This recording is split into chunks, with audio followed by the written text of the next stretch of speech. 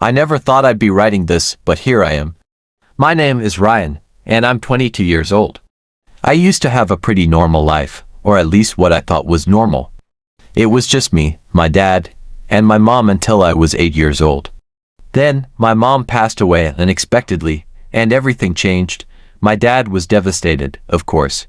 He wasn't the same after that, but I tried to keep things together for him.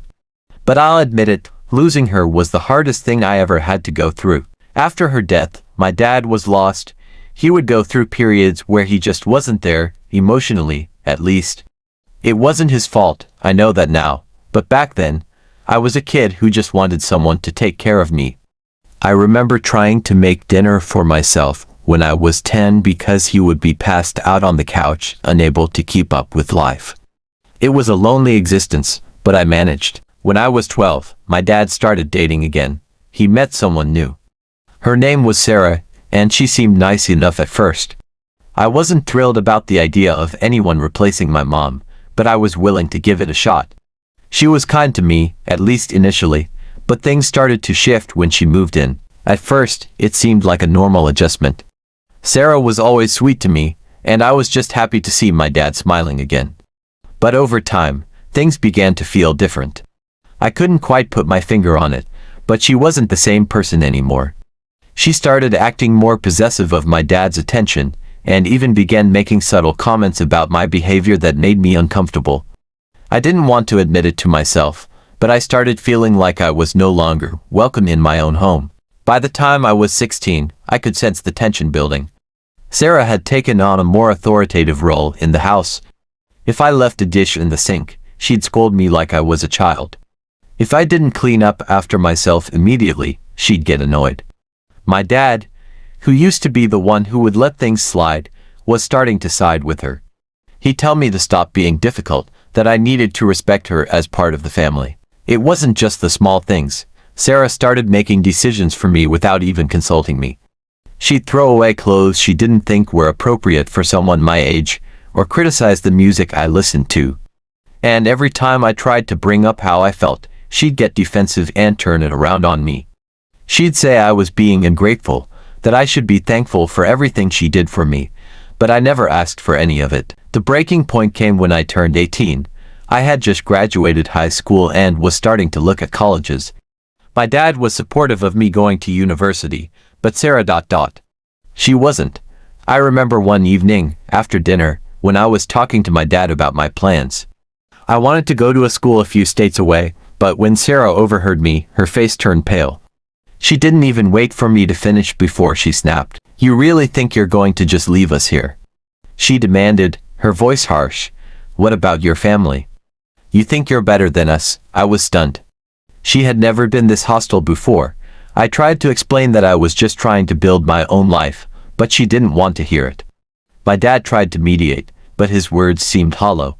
He just let her take over, and the tension in the room grew unbearable. That night, Sarah made it clear that my presence was no longer wanted in the house.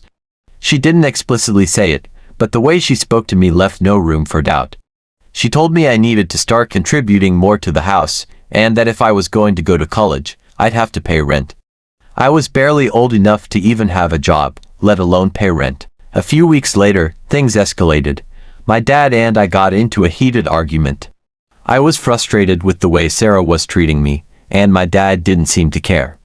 That night, after an argument about my attitude, Sarah told me that I needed to leave the house.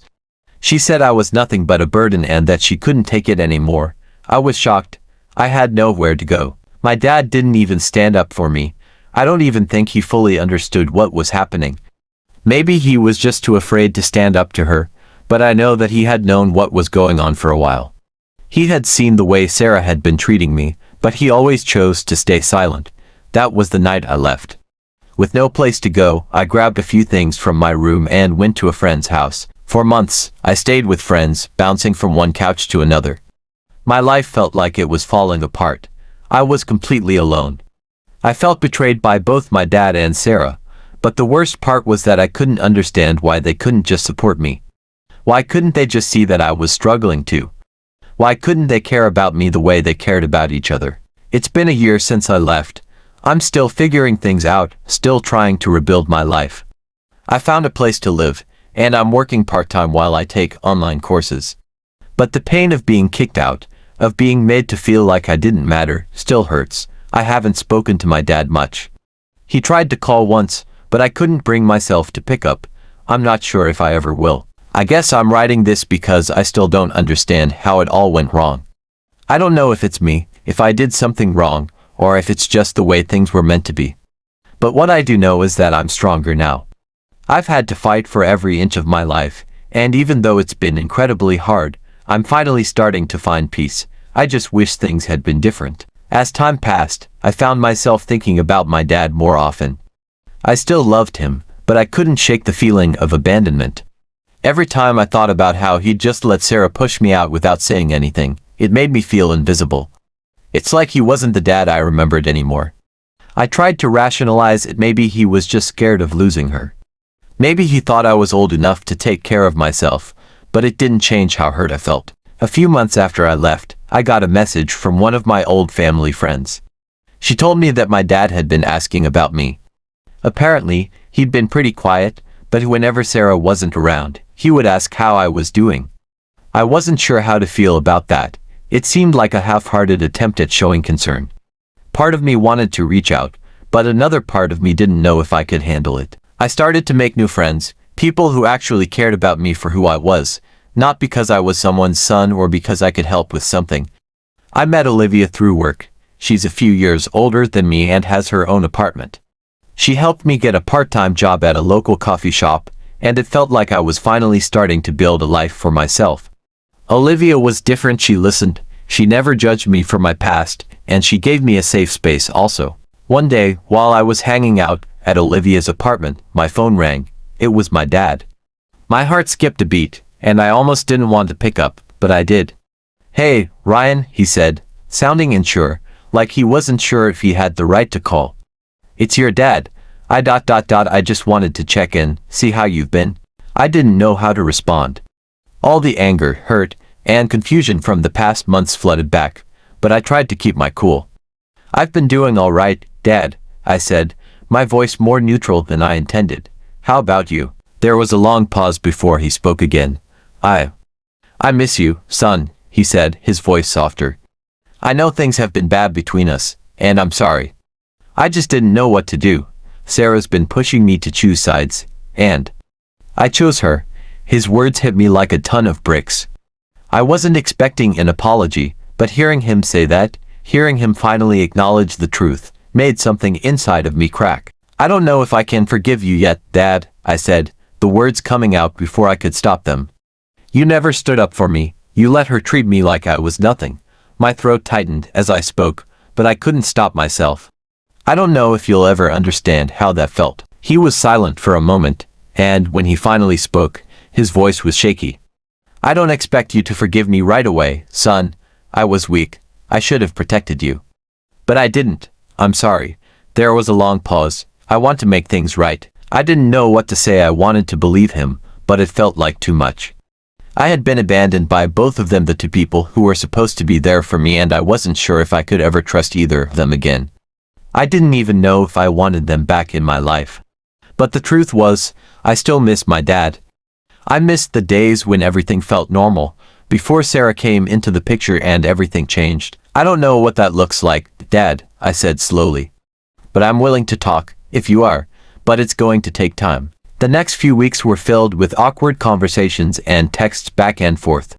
My dad tried to reach out, and I did my best to stay open without letting myself get hurt again. Olivia was there for me through it all. She could tell I was conflicted, and she kept reminding me that I didn't owe anyone anything, especially if they hadn't treated me well. But still, there was this part of me that wanted my dad back in my life. I just wasn't sure how to make that happen. Then, one day, I got a call from him. He asked if I would be willing to meet in person. It felt like a big step. I was nervous, but I agreed. I wasn't sure what would happen, but part of me felt like I had to try. I didn't want to live with regrets, even if I was still angry. When I arrived at the coffee shop where we agreed to meet, I spotted my dad immediately. He was sitting at a table by the window, looking out, like he was waiting for me to walk in. I didn't know how to approach him. The last time I saw him, it was under much different circumstances. I walked over and sat down across from him, and for a long moment, neither of us said anything. Finally, my dad spoke.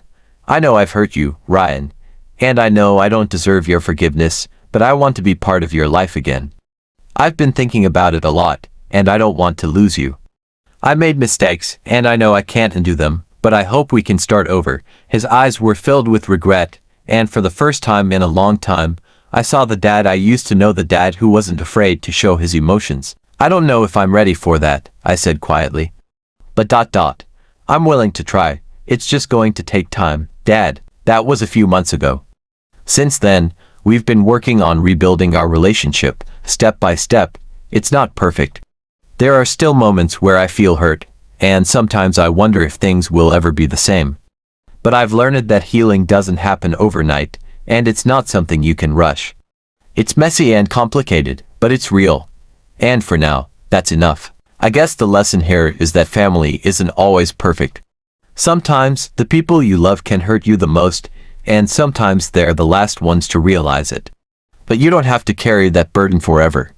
You can choose to heal, to move on, and to find a way to rebuild what was broken. It's not easy, but it's possible. Subscribe to Reddit Rewind if you like the story. Thanks for watching.